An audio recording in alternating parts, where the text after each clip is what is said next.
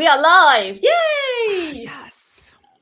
Hello, hello, hello. Happy Tuesday, everyone. Adeline, welcome. Thank you so much for joining us. How are you? I'm great. I'm actually really excited. Good. You should be. Yeah, I feel like it's a catch up / like let's talk about live business, identity, where we're at. Yes, and it's the first time I'm doing this on my desktop, so I'm excited to see how this plays out because I've just been using my phone. So let's get into it. Talk to us about you're an accountant, and that's a very okay. You are a trained accountant. You are, I'm assuming, still no longer practicing as an accountant. What made you walk away from that path? First of all, accounting is a really boring job, but I think I was really unhappy. When I look back, I was like a high functioning alcoholic, and you don't really know you were an alcoholic until you quit drinking. It's like, wow, I was unhappy. I loved the work. It was really challenging. It was very stimulating for the brain, but like the culture was bad. And I think I just couldn't see myself doing that for the rest of my life. And something I did back in the day was I had a blog. And good to know that blogging is coming back. But, I had a blog in 2007. 2007. So I had like a beauty blog and all of that. So I felt like because I had that creative expression and I get to basically I had a side hustle, but I wasn't getting paid. And that showed me a whole new world that's outside of my accounting. So that was kind of how the seed was planted. But I was blogging for 6 years for free, getting invited to parties and all of that. And I never really thought of like moving until probably like 5 years into my career of like, is this really what I want to do for the rest of my life? Like, it's just, drinking, like just hating on life. So that's kind of how it started. Amazing. And so since we met, so contextually, you and I met in Sydney. We were both doing a personal training qualification, as you do. We we bonded over like all the like self-development, being an eternal student of the universe, all the things. You've had various different iterations of your business in that time. Like, what has that been like as a journey to publicly share that? I think the personal trainer part was like, what that has helped me is to learn how to document my journey and just like showing up, creating, writing. And I think that has built a habit of me writing for the last 15 years, even if I'm just like, documenting. But I feel like the personal training course has kind of showed me, wow, like that's this whole different world. And I think that's when I started really understanding transformation, because I don't know if you've found this like parallel like path of how building a business is similar to fitness, that it's not about like someone can give you the best training plan on how to get your abs, but you still got to do the sit up. And I feel like building a business is the same. Someone can give you the perfect strategy. Someone can tell you how to make 100,000, $1 million, $10 million, but you got to do the work. And I felt that like that time of like the personal training certificate has like really like led me towards transformation. And I think on a different scale, I felt like when I later on went on this journey of learning more about nervous system and how our body is as a woman, I felt that was a foundational thing that has kind of led me through like this side of things. Because you've had the, when you first went to Bali, you sort of experienced this real sort of like divine feminine unleash of that feminine power and almost like feminine rage. There was a lot of like, it felt, because you originally, I guess, on my podcast back in 2020, and it felt like your expression, your identity at that time was very much around like sexual exploration. And then to now, this latest iteration, you are, you're still within the spirituality realm, but you feel very much more connected to God. Like, how has that been? Because for you, from whether or not you're, the personal trainer, the beauty blogger, to I'm assuming you've had people with you through that whole journey. Like, how has that helped, and like how has that manifested itself for you as a business owner to navigate those different, like even just from a brand positioning perspective, because they're totally different identities, right? And different brands, different colors, different like essence. Yeah. Okay. So I feel like there's two parts to this. And I think the like sharing online, writing online, it has always been from a place of creative expression. It was more, I think, as a millennial growing up, I felt that Instagram or online was a platform that I get to be truly who I am versus people around me. And I think that now there's this shift that like almost a reversal that's happening. But I feel like as a millennial, my online space was more first as a journal and like my space of expression.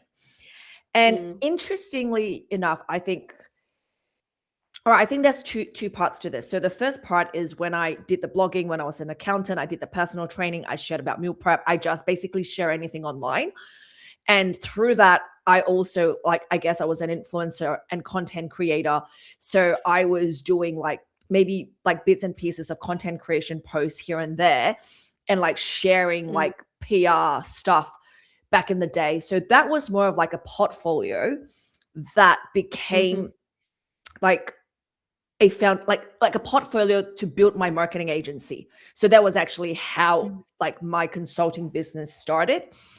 And when I went to Bali and went through that evolution and that really tapping into my like spirituality and eventually finding God, I then had to make a decision. I think that was in 2020, where I had to like shut down that influencer account and starting a complete new Instagram account, because I felt like it was a very different space of, I'm just posting what I eat, like flat lays. I don't even know if anyone know what flat lays is, but flat lay was a thing back in the day. And all these different things and like portfolio that I used to like sell my content service to now. I feel like when I started that account in 2020, I felt like more like I had a message to share. Like I have something like, so I have an opinion to share. So I think that's kind of where it was different. Whereas before it was just like, I just want to learn how to speak. Like, I guess that's kind of similar to what a lot of people doing the Yap challenge. Like, I just need to like get the reps in. So I guess that first half, like the first part, it was like getting the reps in. And when I restarted my account in 2020, when I went through like, the rupturing, the, unraveling, it's more of like, okay, now I'm sharing more of like, what have I learned from that? And it does sort of seem from the outside looking at it, and also from the way you describe it now, it is that sort of that layering, that next step on. So I guess, it might not make obvious sense to somebody looking at it from A to B, but every step has taken you to where you are ultimately now, and invariably where you will go to next. Yes. So I think this is where I learned, like what I've learned from corporate and how I built my business is very different, because my brain, I believe I have neurodivergent brain and I think very differently. And how I've built my business, it's more of, okay, this is what I'm feeling from the inside out. This is the pulse. This is what I'm feeling, to like what is pulling me. And then I created that. It wasn't like, okay, I need to make X amount of dollars and I reverse engineer that. So I think that's why it probably, now you can probably see the big picture form like over the course of like the last 5 to 10 years.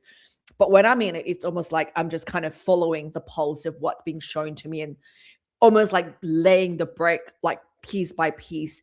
I take the one, like I always knew I was meant to create something, but I believe that as visionaries of you building something different, like God is not going to show you the whole plan. It's like, hey, this is what you should build. But it's more of like, okay, like this is what you should take next. And I feel that you probably have similar journeys where you kind of like take the next action here. Like, we started off with fitness, but none of us are personal trainers now, but it kind of led us to like a different path. Definitely. And I think, with my own business, having an understanding of the body has helped so much, even just with how you build the business. And I mean, I used to run a program called The Body of Business, because for me, like mind body, it's all connected, it's all one, right? So, what has that cost you to you know, whether it's time, ambition, money, like self, friends, family, what has that cost you to build the constant iterations of self in alignment of that, I guess, nervous system based, like interest based nervous system? Oh man. I Where do felt we that start? I feel that I would have been like financially way ahead if I follow like, you know, if I just like do the corporate A to B way. Even when so before I moved to Bali, like my marketing agency was doing really well, and I actually managed to negotiate like this partnership of white labeling a Chinese marketing service. So I went to Shanghai. Somehow things, the stars aligned, and I was going to bring like Chinese marketing as an extension for brands who wants to get into China market. Actually signed the contract, but then I realized I actually really do not want to scale an agency. I do not want to manage people. Mm. Like it's just really not my thing. And I felt that, and I think there was like a sign that I knew at that time was I've created this success for myself, but I couldn't get out of bed. Like I felt like, I guess that's what depression is, because it wasn't really something that I was thinking about, but I was like, I don't really want to, like, what do I do now? And that was after I spent like, like 3 months in Bali before I actually decided to move there. And I think that's when I started questioning, oh, is this really what I want? Because I can take on this path and, it could do very well or it could not. But I felt like that was a big opportunity. And that was before like China was at the, like it was, early adopters advantage, and I speak the language. And so I had to go like, no, I don't actually want to do this. And that was also when it was like in that year's time where I've decided to open this brand new Instagram account. So I think that is one of like a very like tangible cost of what was what could have been. And I think in terms of relationship, I feel that when you, especially in 2020, when you share a lot of your opinions online, I felt like that also like offended a lot of people. But I think through that, what I've learned is really knowing my voice and being able to speak. And I feel like that's probably like the gain, like that was what I gained from giving up a lot of those kind of things. And I mean, do you feel like by finding your voice, by expressing yourself, you've found more of your people Yes. along the way? Yes. And also I feel that it's as creative, like you create because you can't not create. It's like part of living and breathing for you. And I felt like with my voice, it's kind of that way. Like I always knew I was meant to do something with my voice. So yes, I think you ended up like speaking to the right people. And also I think now I look back, whilst it might look like, oh, I was missing out back in the day, but I believe that in today's day and age, like having a voice, like especially a voice that, that like us, like, that is so animated, like, we're not just speaking like corporate language. It's such an advantage now because AI could just replicate someone and do like, you can see those videos that's created by AI. And now having a voice, it's so much more like valuable compared to where it was 5 years ago. Yeah, and I don't know about you, but I think like certainly with when you talk about your consulting and like scaling that into like an agency, that was definitely my own experience. Is that I feel like when you were sort of early on in the Instagram days, and you found a certain level of success. I know this was my experience, that then I had people and brands approaching me to replicate it for them, and obviously that doesn't always translate in the same way because doing something for a garden company versus you as the person, as the like, there was an element of course you would want to scale your business and grow like a marketing agency. And I remember even being given business advice by a coach I was working with at the time, like, you want to be we on your website, like you want to be, it was all about I, and it wasn't cool to be a solopreneur, like that wasn't even a word then. It was like you have to like fake it till you're big enough to have the team and you can manage the client, like the teams, and make sure you create different aliases so that you've got, you look bigger than you are. Whereas now I feel like it's a complete opposite, and it's actually like it's cool to be a solo player and like a lean fit out lean canvas, So it's interesting seeing how those like trends change and the conversations we have. Like, you know, even like a couple of years ago, someone said to me, "Oh, you've weed all over your website. Like, get rid of the we. Like, now it's I." So like, okay. Yeah, I still think like ultimately what works best if you want to build something that lasts is like what works best for you, right? And only you know what works for you. Yeah, definitely. I mean, I always liken it to sort of those stumbling blocks as like a shedding of self, a shedding of your skin. And I don't know about you, but I know for me, when that shift, that transformation happens, it's my business has always been like a second skin, and it feels like, oh God, no, get it off me. And I like, and that's when I'm like really like kamikaze. I just like take my website down, like rebrand everything, new colors, new brand name. And everyone's like, whoa, whiplash, what just happened here? And you're like, no, gotta go, gotta keep moving. Like, has that been your experience? And like, do you feel like that breaks trust? You know, what has that experience looked like for you? Oh man, I remember those moments where I just rebuilt a website overnight because I just felt like I'm a different person now. I feel like I want to put a caveat also. I feel like I don't want to glamorize burning down, because I also feel like now this becomes a thing that every other person is burning down the business. That is also like bad business decision. But I feel that we go through a season of like needing to really unlearn from what we learned from corporate. And also I feel like there's this stage, like as early stage entrepreneurs, you learn from different mentors, different coaches. You kind of like just like, you know, trying to figure out what works for you.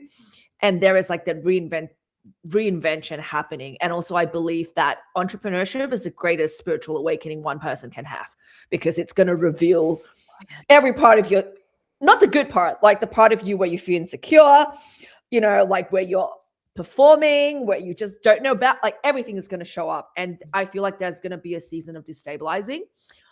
And I think I love the question about like, will that like erode trust?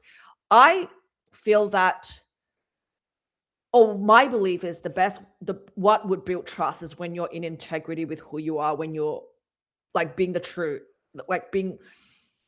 of who you are. That would build trust.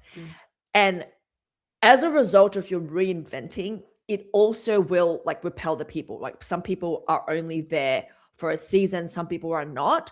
And I think what I've learned over time is when I like something I said at the start, where, you know, when you know creativity is something you do because you cannot do, just like how when I know that I have a voice, it's like the trust, I just like, there's this part that I've just like brainwashed myself of, you know, that the real people are going to show up. Some might stay, some might not. And it's okay, because as you grow, as you shed skin, and I feel like that's kind of how it is. Like there are, or if you're building a living and breathing brand, because if I want to speak from a very business strategy point of view, like with my consulting business, like I love the clients that stay for 2 to 3 years. They're great financial runway. But I think when it comes to personal brand, and as you're building something over time, like it has to take the life of its own, doing what it needs to do.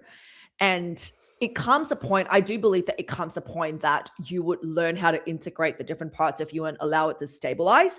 Because I also am not here and not available for a business that is just going on that like reinvention every year for 10 years. Like there's a point where I'm just like, okay, I think I have enough data of who I am as a person, who I want to serve, who I don't want to serve, who I feel excited, who I can truly help. And like you would, like I think the first few years of reinvention is almost like data collection for us to know what works and what don't. And once you have enough data to decide, I think that's when it kind of stabilizes a little bit. Definitely. I mean, what does that look like for you now in practice, like with the types of clients that you work with? Are you still doing your consultancy? Are you doing coaching? Like how does it look at the moment for you? So I have a couple of consulting clients that kind of just like great equity from before, but what I'm transitioned towards more is towards coaching, more of like identity and leadership coaching to founders and business owners, to like for established business owners, where like they kind of gone through what we've been through, where your next iteration of business is an extension of who you are, not the other way around. So the business architecture, the strategy comes after the identity. So that's where I'm moving towards. And also Interesting. I've been building the back end as well, like in terms of like so I'm moving my model more from like just high ticket consulting to more of like a hybrid where I would have like low ticket offers, and eventually I want to build like more of like an event hybrid based community. Ooh, love that. And Yeah. that would be based in Sydney? No, so that would be more like it's still global, but Online? then there's going to Right. be in-person event depending on where it is. So that's kind of where I'm moving towards. Oh, I love that. I guess Yeah. especially in light of COVID now, there's so much, and with AI, people are craving so much more like real in-person, real human connection. I mean, I'm Yeah. really interested in that that part that, you know, the framing of the sort of orchestrating, like actually what does that look like for a founder? Um, what's your experience working with founders when they're looking to develop their personal brand? Like, what would you say to somebody listening to this and they're thinking, right, I've got this business, like I'm trying to grow my presence online. I don't know, like what I want to share. Like, because definitely, I know in my experience and the clients that I work with, very much is around fears of being visible online, and a lot of it, especially as women, comes down to like feeling comfortable and safe to share your voice. Yeah. So what I take my clients through, I think that's probably the most important process before we work on anything else is like the distillation process of your own experience. I think that I love, activation work of like really giving yourself permission and all of that. But what I found myself and I developed like what I now take my clients through is what I had to take myself through first is when I went through a season of not knowing who I am and almost like Mm. is everything I built real, or like did I actually build this? You start like self-doubt, right? And what like thank God, I feel like God has let me through is like when you actually track back, it's almost like building your own evidence, like track record of everything that you've done Mhm. or even mistakes that you've made, and just really building that. And that's a big part of the work that I've done with my clients, because I think we have our ideas on why we want it to build our personal brand, how it should look like, how we should position ourselves. But if you want to be able to talk about it without needing to look for a script all the time, and that's the kind of clients that I work with, not needing to like be a certain way or be like professional in a corporate sense, the best way is to first like go through what you've created so far, like everything up until Mhm. now. And then in that process, some might realize, oh, what I thought I wanted my personal brand to be might not even actually be that. Maybe I thought I wanted to help women with like, women who are like healthy living, or like sorry, not healthy, like low tox living. But what I realized through that, I actually want to help women who are like in preparation to get pregnant. So it's like it's not just low tox, but there's something deeper into that because of Mhm. her own experience. So there's like these different layers of how you want to build your personal brand Mm. through like your lived experience. And sometimes you don't really know like what is the thing that you stand on. And also I feel like that's a really solid way that you can stand on the authority that you're already walking on, so that you have it's almost like on your days where you doubt yourself, you can look at this thing. I'm like, oh, I've done this. Okay, this is why I'm speaking. And so Mhm. you would still feel the fear, but then you're like, all right, this is what I know. And then you can kind of go with that.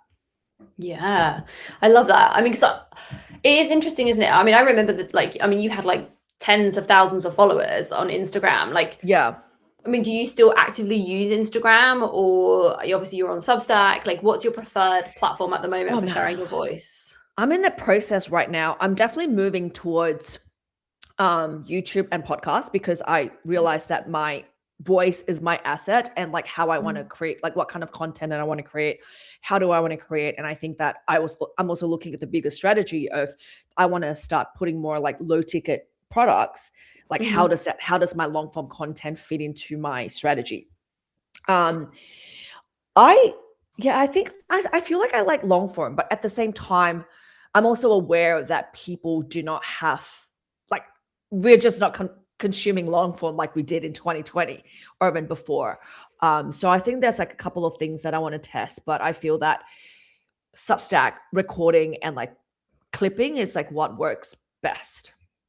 And I guess, would that be fair to say that's because you also enjoy that, or are you happy to create in a medium that you know performs well, regardless of your like personal like enjoyment levels of it? Because I know, like for myself, I could say I'm going to create YouTube videos or YouTube shorts till the cows come home, but like I don't love that as a medium, as a platform. So I know like that would be a barrier to entry for me. Yeah, so I think now I'm in a stage where I'm more strategic of how my business looks like in the next 3 to 5 years. So I understand, because I'm like, oh man, YouTube, like all the different things. But then when I start seeing, okay, YouTube, if I see YouTube as more of a like nurturing platform versus like a top of a funnel content, then I think about it differently. Then I'm like, okay, I might not like it that much, but speaking, I still enjoy speaking. So I would kind of do it. But I get what you mean. I think that it is important, especially if you're at the start, like to find one that you can, there's less resistance to show up. If you don't like speaking online and you like to write, start with carousels, right? Start with blog post. And then over time you kind of grow that. And I feel like now I'm in a different stage of, okay, if I want to build something long term, there are things that I don't want to do. And the goal is one day I can just show up, do my thing, and someone else can handle all the distribution. That would be the goal. That would be the goal. So what does the sort of 3 to 5 year plan for your business look like for this next iteration? Because obviously you've mentioned, you know, your spiritual awakening in Bali and subsequently finding God. Like, can you tell us a bit more about that? Like, what has that journey been like for you? And like, how does that affect the next iteration of the next 3 to 5 years? Oh, Lord, I like this question, but we're probably going to be here for like 2 hours. That's fine. We can go deep. So when I first started my business, I don't believe in nothing, right? I don't believe in nothing. And I felt that building a business really bring up different parts of you. And I think that when I had success, like the world's way, and I still didn't find the fulfillment when I couldn't get on my bed, then I was like, all right, what is there for life? So that kind of led me to creative expression, to more creativity. And I believe that that has really allowed me to understand what I like to call the pulse of creation.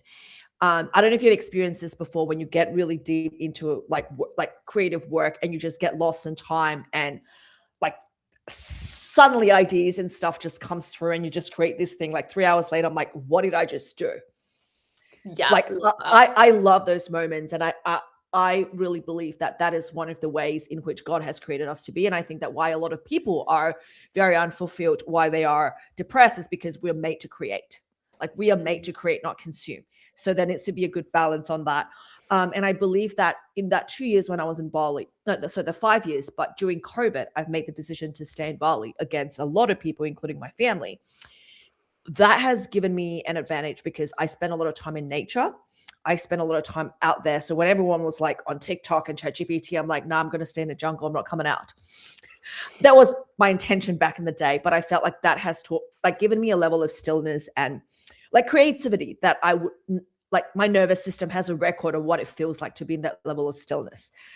But I feel that what like the God part, like how it come back and how eventually I decide to give my life to Jesus, I think a lot of that is around my womanhood and a lot about what like I have come across. Because like you said, because you were there when I talk a lot about sexual liberation. I spoke a lot about like those like freedom part. And I think when I like look back in those seasons is that one of my biggest insecurity as an entrepreneur, as an ambitious woman, is there's this fear of me being in my power. It's going to be at the expense of the love that I want. And that has been like a massive wrestle that I've had. And I think that, you know, like there's part of me that I want to build something big, but then will that jeopardize the relationship that I've had? And I think there's like a lot of different traumas that I was looking at love in a lot of different wrong places. So there's all these different things. And I feel like a big part of a big part of like faith has for me is really reconciling that and really allowing that to heal my heart. So that's a big part of that. But I think also through like giving my life to Jesus, what it has shifted me is like it removed this level of urgency. Like, because I don't know, like, sometimes it's like, oh my God, I need to like go through like 10 different AI courses because I might miss out on something. And like, oh my God, I need to like know how to like, what is the latest algorithm, and like, the things of like, oh my God. Or sometimes it feels like, oh my God, I've missed my timeline because I should have made my $1 million 10 years ago.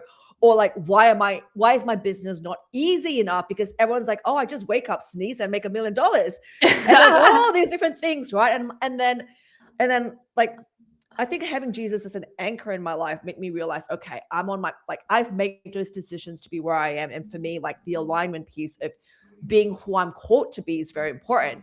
And I feel like just having that really like anchor my nervous system in a way that nothing else, like no other things is able to do. And of course, a big part is that part around love and like, okay, I don't have to like, okay, I'm just going to do what I need to do. And also trust that God is going to send me my husband.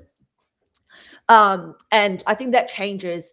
But I think on a strategic side of things, what I started asking myself, like, how do I need my business to look like in 3 years to not just fully dependent on online? And that's when I needed to start thinking, how do I build a leadership network that people can meet online or, gather online in person, but also you would need to have like the different curriculum and community to support that.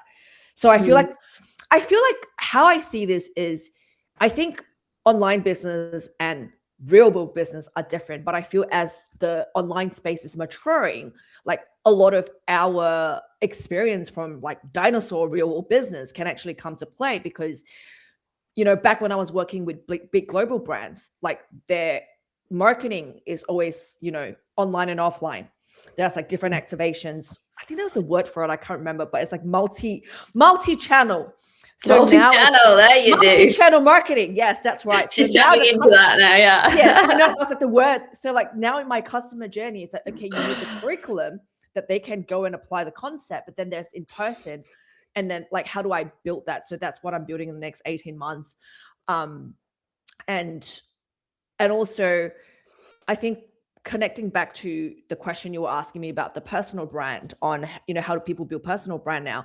I think it's so important to know your DNA, like what do you stand for, who you are, because I think people should start assuming that the algorithm will change anytime. Like what matters more is like the foundation you have underneath. It's like, can you like remain, like know how you're moving forward, whether the algorithm change or not? And so have a solid enough foundation, but like remain like flexible. So for me, I know that voice is really important, leadership. And these two things are never going to be out of trend. And as where AI is, you need more leadership. I know leadership is one of those that people are like, you don't really need it. But then when things go to shit, like you need that, and having a voice, or like not just saying something, but like saying a voice. So that's where I'm going to like start really focusing on. So I guess like the, spirituality part and like giving my life to Jesus has really allowed me to think long-term and not just keep putting out fires and like trying to, like, it's like you're chasing a hamster wheel. And that's not the whole point. That's not why we started business, right? And so thinking, okay, if I want to be a mom at 40, like, how do I want this to look like? And like really thinking about things like that and shutting out the noise of what everyone tells me about being a mom at 40. So, and then like planning my business in that way, and like really asking like, who am I here to serve? Like, what kind of woman, who do I want to work with? So there's a lot of like long-term questions that big questions that I would not have been able to tap into, because I'm just like, oh my God, there's all these things. And I feel like that has also kind of make it a little bit easier of like, okay, there are seasons where you're going to take income, like your revenue has to drop because you're building something greater, and not like being part of the whole race online of like, just not that I've ever like, I think I probably shared like my Stripe like once, or did I ever share it? I don't know if I did, but like, like the whole race of like just catching up this like surface level number. Dangling the carrot. Dangling the carrot. That's like, here's your meat. Although I want to make it clear, it's important to know your data. It's important to know your numbers, and cash flow is important for business. But that's not there's the accountant, the chartered accountant. I know. That's part of self going through. But I mean, from what you've said, it sounds like, you know, finding Jesus, sort of anchoring in your faith might be what's also helped you to reduce the constant evolution of brands and offerings, because it's allowed you space and time for things to breathe. You got it. That's it. That's exactly it. Because I think, like, you know, during my time in Bali, like, it was good. And I think that, thank God I had the 10 years of corporate and like the structure, because I feel like when you're living a transient life, or when you're on a constant evolution without a ground, like without a landing pad, it gets very like, it gets fragmented, your identity. And I think that's what I see with some people as well. Like, yes, there is genuine transformation, but you're just doing all these things or trying to grow so fast without the integration, without stabilization. Like, every level you should integrate, right? Like, so from going from employee to making your first like $5,000 client, there is this identity that you should like, oh, I'm now an entrepreneur. And then like there's this next step. But if you keep going and you don't actually anchor that, that's when you like, it comes a point where like, who am I? Like, what do I do? Like, there's this confusion. Mm, Yeah. definitely. And with the use of AI, I mean, do you use AI? Like, what are your thoughts? Like, where do you sit on the AI continuum? So I use AI, and I believe that AI was a big part of helping me process like 7 years of journal. When I was like in that process of like, all right, I want to close up this chapter of Bali. How do I even make sense of my brain? Okay, there you go.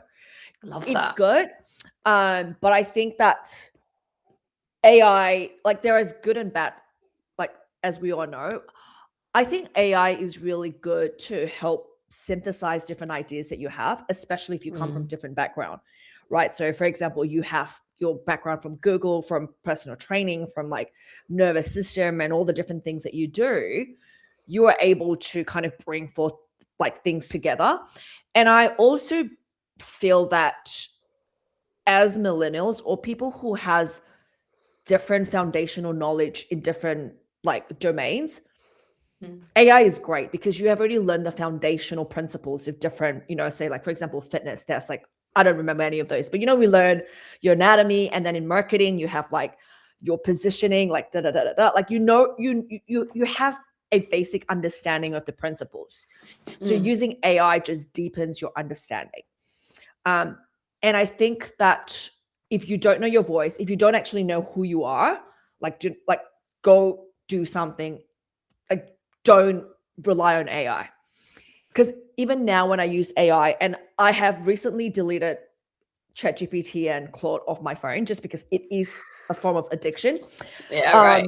And I start to realize like how I've just been like trying to go through a lot of like what I've learned from AI.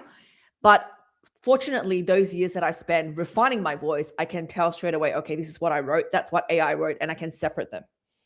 I think if you can't tell the difference of what's your voice and what's AI's voice, I think that's when it's like, okay, go start writing 1 hour a day.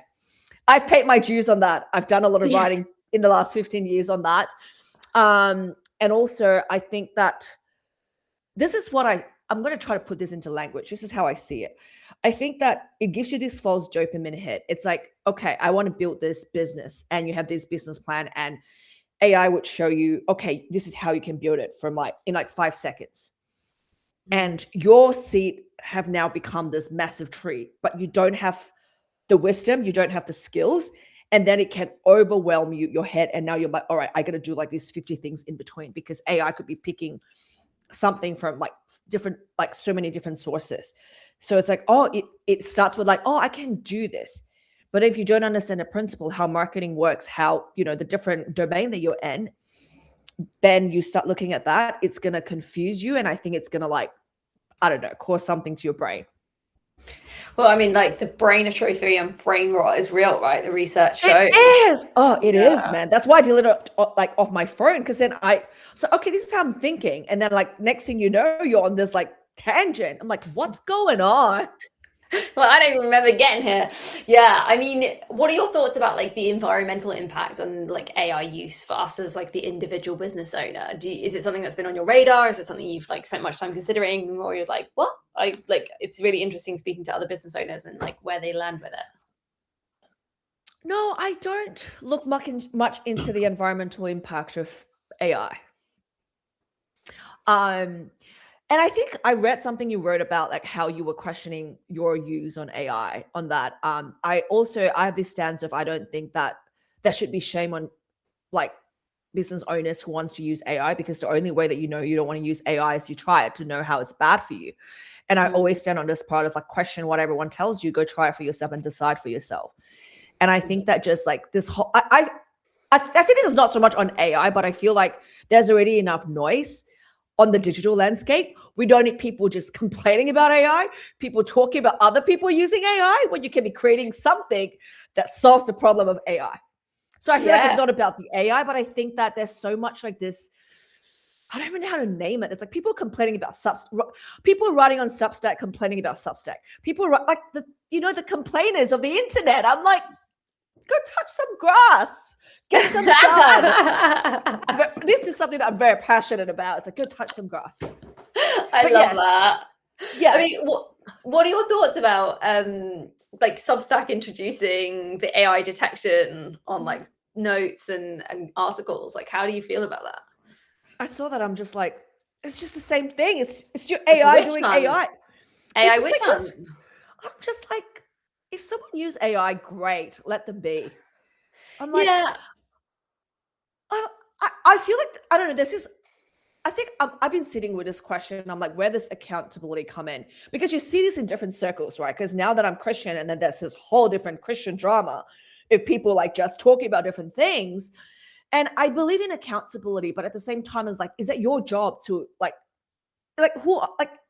I mean, if you're a doctor, that's like the regulatory body. Like, I get it, but I'm like, it's a free world. That's the whole point. You're on an internet. So I don't know. That's how I see it. And I saw the Mm. Substack thing, and I'm just like, what does it do? Like, okay, so you pick these people, you remove them, and then what?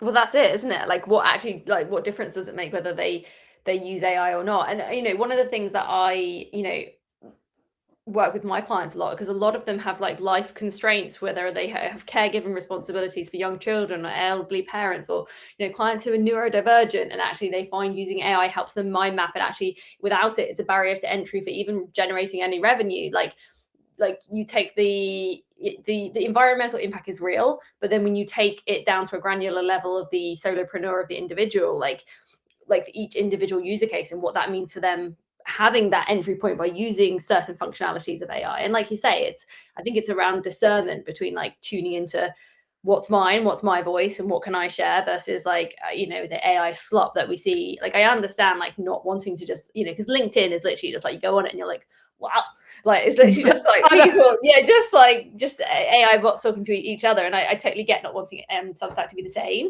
but sometimes like, and you can tell so and someone's written something by AI. That doesn't put me off, actually. In a way, if I find if somebody's used AI to help articulate their position, their view, their vision, whatever it is, and actually it lands with me, I don't take offense to the fact that it was written or co-creation with AI. For me, it's like it's just a different platform. It's just a different canvas from using oil on canvas or watercolor. But what I don't love is when you see verbatim. Like, I don't want to Yes. be like in that AI slop. So I guess it's that discernment between the two. Yeah, and I think like similar, like what I said before, like we have had lived experience, and AI has helped me communicate my points better, especially a lot of these spiritual concepts and how you connect, say, spirituality to like, neuroplasticity, and like being able to synthesize all of that. And, when you say your clients who are dealing with like neurodivergent kid, and I felt that it helped me move stuff forward as someone who has a neurodivergent brain, where I have all these ideas that I'm like, I have no idea how to do it. And AI would reflect back to me. But I think what I've learned the difference is like now I've understood is like AI can reflect back how like some really good perspective even. But if I don't understand it, if I can't actually speak it, and I think that's the difference between speaking and writing, because writing you can copy and paste. I believe that speaking requires a deeper level of embodiment. Like there are some things that I can write that I know what my like, but then now I'm still not like, I haven't fully like integrated that wisdom to be able to speak it. And I think that that's why voice really makes a difference. And I think that you probably notice like when women who speaks from like the body, not like up here, like a lot of corporate people speak. Again, like it doesn't matter whether you do AI or not, but if you can speak it and explain your ideas, why not? Yeah, I love that. Speaking from the body, yes. Honestly, I love the fact that you're in Sydney, I'm in the UK, and like we're chatting like this. Like technology is just like I love that we can I do know, this. yeah, it's a journey. I mean, I went through a season of like I just want to be in the jungle, but I think something really changed my mind was I was in China on holiday, I think last year. Yeah, last year. And I saw these little, it was like a village, and I saw this little kid learning English with his phone. And I was like, oh, like he would not have the opportunity to learn English if it wasn't for AI. So Yeah, it's amazing.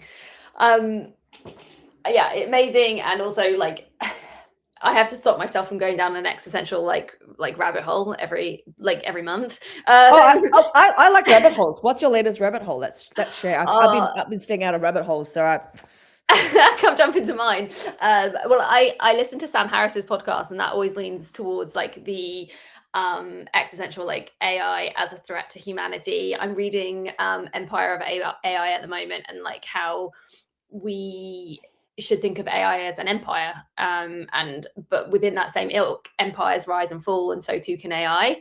I was listening to a podcast the other day about how AI is not, we call it a tool, and actually it can't be a tool because throughout all the other industrial revolution, agricultural revolution, these tools were designed to aid humanity to get from A to B quicker.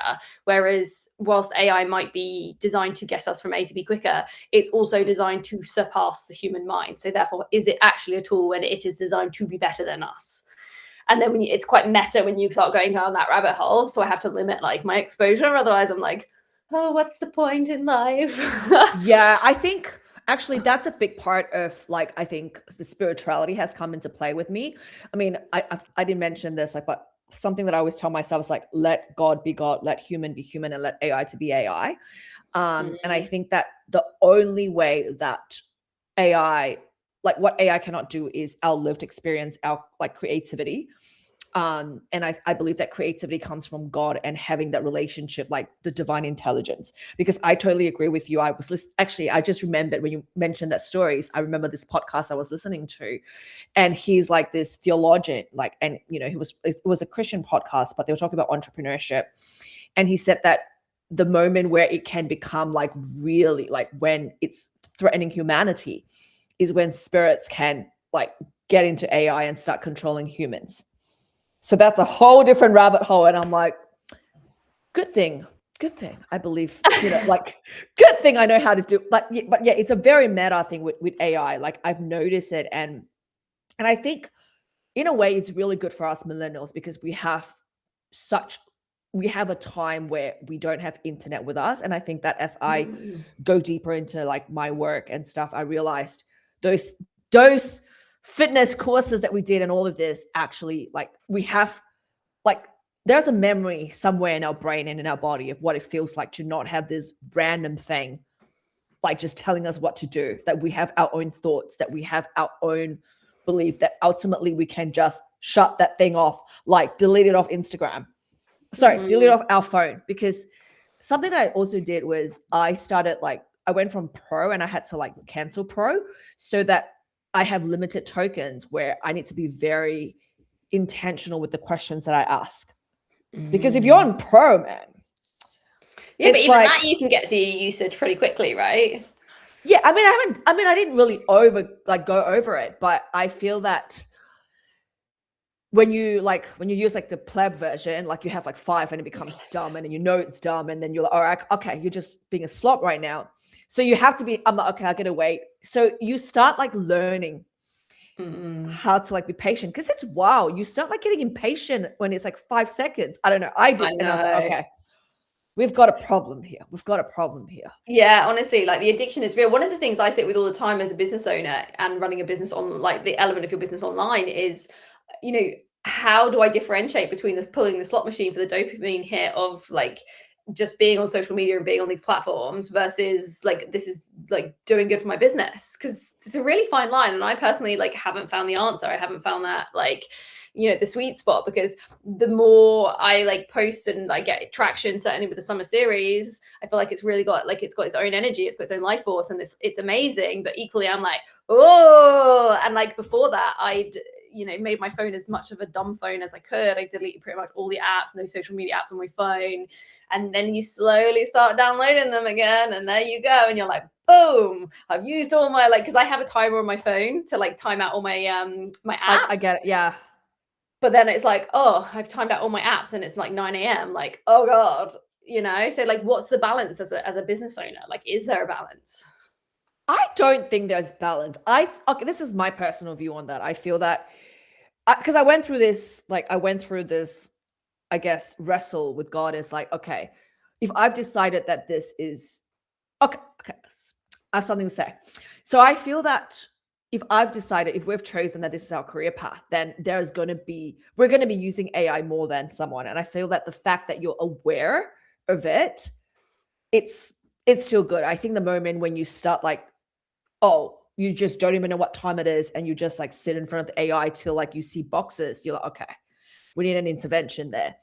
And another part that I feel like I have really changed my mind on that is I also believe that there's like, we need people of integrity, people who care, especially women, to have a voice to do marketing, because essentially marketing is what like shift beliefs of people, and we need like good stuff on the internet more than anything else. Because if everyone goes like, well, internet's a slop, I don't want to be a part of this, then like, where's humanity going, right? So I feel that I started seeing that, okay, like there is a responsibility for me to show up online, and there is no perfect way. I feel like it's 2026. What is the best way that I can do it now? And then kind of like just go with it. Yeah, I love that. And I guess that's sort of where you see so many women in particular trying to create movements rather than just like a brand positioning. It's like I like to think of it as like the Pied Piper, like, come on, if this resonates, like, let's go. Although the Pied Piper wasn't a good person, but that's not the best analogy, but you know what I mean? Yeah. So if you had one piece of advice for somebody who's watching this and thinking about, you know, the various different versions of self, various different layers, you know, what would it be? What would your advice be to them about navigating those transitions, those life transitions as a business owner? Do you like hold steadfast to the original identity? Do you feel like, do you reduce the shame and like flow with it? Or, you know, what should they do? So I feel like the first one is, you're not your business. You are not your business. And I had to learn this the hard way. I think when you have so much, you pour all your soul passion into your business, it sometimes can feel like as an attack on who you are. And I think that if you've gone out of corporate and maybe go too far on that spiritual, body-based, nervous system and everything part, like, you're not meant to merge it with who you are. Like, a business is a business. A business is simple. A business is separate from us. So I think that that's when like data starts getting good. It's like, okay, there is like the fact. And then as humans, we can make meaning, we can be creative about that. So I think that's a key part of knowing that you are the pulse, you're the spirit of your business, but your business has its own spine as it is. And then I think the second part is I think the shame, like let go of any shame, and also like check in with like where those information are coming from. Because we take on so much things from like different things, and like really just integrate what's yours. because I think I went through a season of like, I'm like, hold on, this is not even my life lessons. Like, why do I want to retire? Like, people retiring their parents, I'm like, I don't want to retire. Like, all these things that just starts creeping up. Like, you got to like clean your house like hard, like hard of like what is yours, what's not yours. And also being okay with changing your mind, because now you're presented with new information and who you are. You know, I feel like a lot of us started like, we just want to quit our 9-to-5 job. You know, like we just want to do that. And then we grow as a woman, right? Like now you're married, you have kids. And for me now, I'm like, went from this never believing in marriage, wanting, like preparing to like meet my husband and becoming a mom. Like we grow so much through our business. And, you know, that identity aside, the skills, who we are, like we're not the same person. Like you need to like know who you are. And then like that integration part, you can't bypass that. And when you integrate that part, it also shows you clearer on what makes you unique, like because your lived experience is what makes your marketing strategy different, like how you teach marketing different from someone else. Even, you know, I teach marketing and how you teach marketing is different because of our lived experience. And I think when you start like giving yourself the time to do it, like to really be with that and don't try to rush it and just focus on your timeline. Don't like, I think this is the thing, and letting go of any part of like, why am I not there yet? That was a hard one for me because I feel like, oh, like, why am I not there? I feel like I started so early, but it's just how it is. Right. And just like, it is what it is. It's those soul journey, soul evolution, soul growth, right? I know, man. But also, God damn it, I want to be there now. There is the other side. There is the other side. What's the other side, Adeline? Right now. Like right now, I mean, right now it's like, okay, it's grounded and peaceful. Yeah, actually, like my biggest takeaway is I'm gonna go touch some grass after this. Grass, man. It's like we see me angel like doing some angel shapes on the grass. Although there isn't really any grass at the moment here because it's so blooming hot. Everything's like orange or burnt, you know. Oh, really? Well, get some sun. Go get some tan. Yeah, exactly. Not being like crazy. Yeah. And I think the biggest analogy that I got, because I started making a lot of like slow cooker meals because it's winter here in Sydney, is that just think of yourself as a slow cooker, not an instant pot. Like if you buy a piece of beef brisket, it needs 8 hours to break down the tendon and stuff. That's just how it is. If you do it, it's going to be gross. So you just like be a slow cooker. Don't be an instant pot. That's also a metaphor for myself.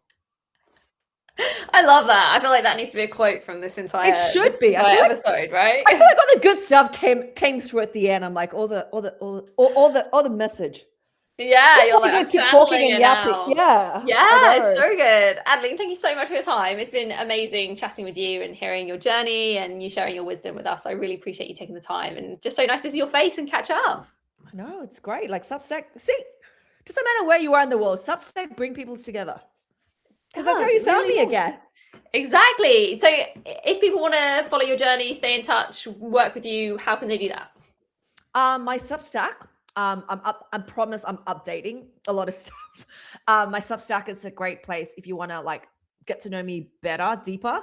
Otherwise, Instagram is where we can, connect. It's where we can play. Yeah, love that. Play. Yes. Amazing. Thank you so much, Adeline. I hope you have a lovely evening. Speak to you soon. You too. Bye. Bye.